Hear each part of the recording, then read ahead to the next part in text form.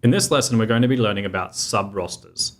A sub-roster is essentially a roster inside of another roster. Let's take the example of birth events. Inside one household, we can have multiple women, and each woman could have had multiple births. If we want to gather information about each of these births, we'll need to use a sub-roster to capture it. Let's take a look at a diagram of how sub-rosters work. To understand sub-rosters, let's start off with a main roster of all of the different land plots. Plot 1, 2, 3, 4, all the plots that our respondent has on their farm. For each of these plots, we have our normal rostered questions. Question 1 and question 2 are relating to each plot in general. Next, we're going to have a sub-roster, so on each plot, we can grow many different types of crops, and we'd like to ask some questions about each crop type. So this is our sub-roster, crops. So on plot 1, we're growing crop 1 and crop 3. So I'd like to ask questions 5 and 6 about crop 1 and crop 3 on plot 1. This is repeated down for each of the plots. Now that we understand the concept of sub-rosters, let's take a look at how to set one up in Survey Solutions Designer. I've gone ahead and created Module I, our first parcel roster. Now you can see here it's a non-fixed roster, and I based it upon a list question. We're going to ask the respondent to tell us all the names of the parcels on their land. Then we base a roster upon that list question and all of our parcel roster questions. You can see in our questionnaire that for Module J, we first of all need to have a parcel ID, and then for each parcel, all the crops. So we can have here parcel 1, parcel 1, parcel 1, crop 1, crop 2, crop 3. Now, if we were doing this on paper-based survey, the enumerators will be writing in crop codes using their pen and paper. But for CAPI, we can make this a little bit smoother and provide them with a question to select the name of the crop. Let's have a look at that. So instead of having our interviewer write in the code 101, which is a chance for them to make a mistake, we're going to provide them with a multi-select question like this, asking them which crops they grow on each plot. So let's create Module J with that in mind.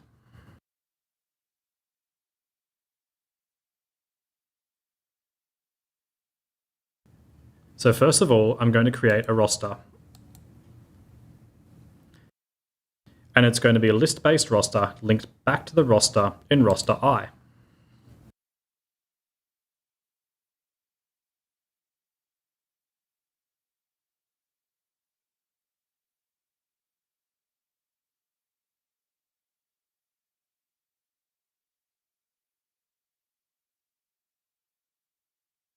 Now inside this second parcel roster, I'm going to add one question, which will be the multi-select question we just discussed.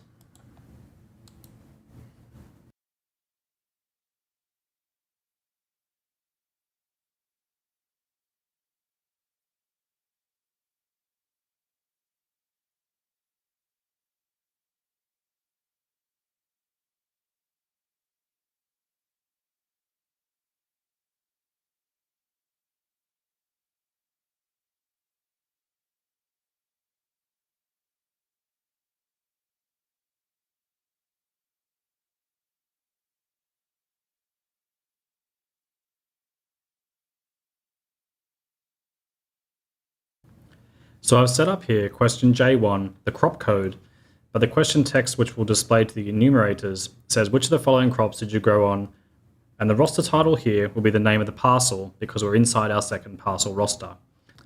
Then we have answer options for a variety of different crops. This is going to act as our source question for our sub-roster, so let's create that.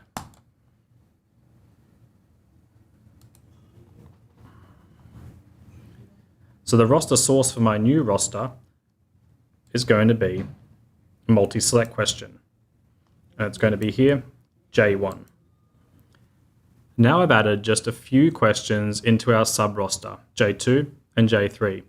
You can see here by the alignment of all the blue questions, J1's further to the left, belonging to the main parcel roster. J2 and 3 are aligned a little further to the right, which tells us they're in our sub-roster.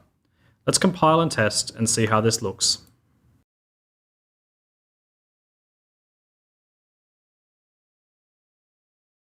First of all, in Module I, I'm going to add a couple of plots. Let's call them plot 1 and plot 2. Now, when I move forward to Module J, I'm going to have these two plots. So when we enter plot 1, I'm now greeted with the multi-select question for all the crops that I grow on plot 1. So let's imagine that I grow long grain red and some beans on this plot. Now, underneath, we have 2 iterations of our sub-roster, long grain red and beans. Going inside long grain red will show me all the questions relating to this crop on this particular roster. That's all for this lesson, and in fact that's all for Module 2 as well. At this point in the course, we've now set up a basic scaffold template of our example questionnaire in the Designer tool. So we have in place all of our questions, all of our static texts, our logos, and all of our rosters are set up as well. So next module, we can return to this and add in all of our enabling conditions. This is going to make the survey much more usable and allow our interviewers to skip past questions which aren't relevant to certain respondents. So join us then.